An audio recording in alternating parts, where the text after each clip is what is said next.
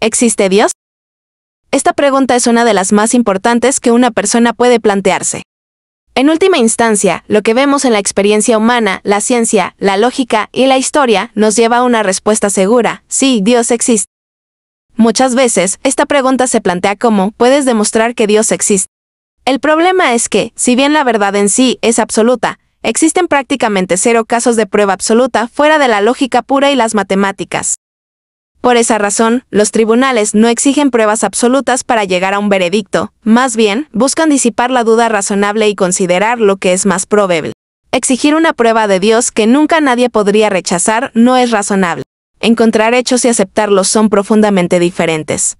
Los argumentos sólidos y contundentes exigirán sin convencer a quienes estén decididos a no creer. Eso significa que es necesaria una cierta dosis de fe, y no solo en lo que respecta a la existencia de Dios. Actuamos, a pesar de lo que no sabemos, por lo que sí sabemos. Esa es la esencia de la fe bíblica, incluida la fe en la existencia de Dios. Confiamos en lo que conocemos, lo que nos lleva a la acción, a pesar de un conocimiento menos que absoluto.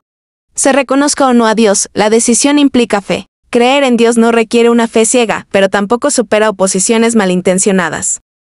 El primer medio para hablar de la existencia de Dios es la experiencia humana. La gente interpreta la vida basándose en el mundo que le rodea. Existen pruebas de la existencia de Dios en las experiencias humanas cotidianas. A lo largo de la historia, la inmensa mayoría de la gente se ha inclinado a creer en una realidad mayor que la meramente física. Por supuesto, nuestras experiencias no son pruebas definitivas. Por el contrario, Dios utiliza la revelación general como una invitación.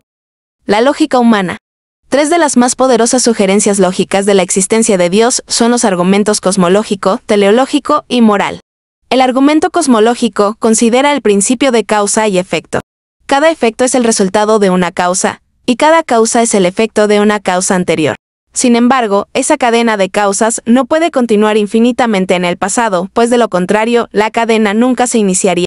La lógica exige algo eternamente existente y que no es en sí mismo el efecto de otra cosa. Nuestro universo no es eterno y sin causa.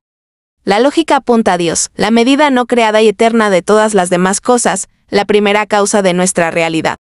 El argumento teleológico examina la estructura del universo. Las mayores configuraciones galácticas, nuestro sistema solar, nuestro ADN, las partículas subatómicas, todo da la impresión de haber sido dispuesto a propósito.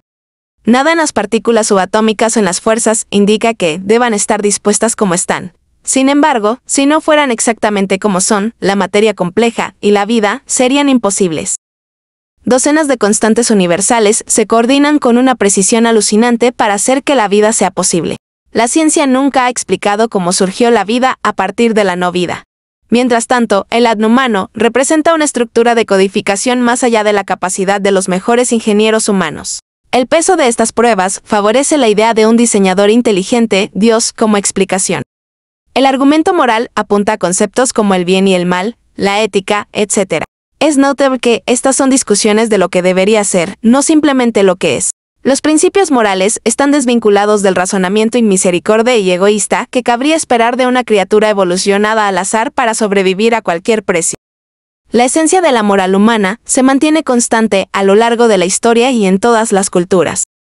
O bien las ideas morales son completamente subjetivas y, por tanto, carecen de sentido, o bien deben basarse en alguna norma inmutable. La experiencia humana no apoya la conclusión de que la moral no signifique nada. La explicación más razonable de por qué la gente piensa en términos morales es una ley real que nos ha proporcionado un legislador moral, es decir, Dios. Por lo tanto, la pregunta, ¿existe Dios?, no puede responderse con pruebas absolutas, pero sí podemos señalar el peso de la evidencia que sugiere que Él existe. Aceptar la existencia de Dios no es un salto a ciegas en la oscuridad. Es un paso confiado para salir de la oscuridad y entrar en una habitación bien iluminada, donde se aclaran muchas cosas.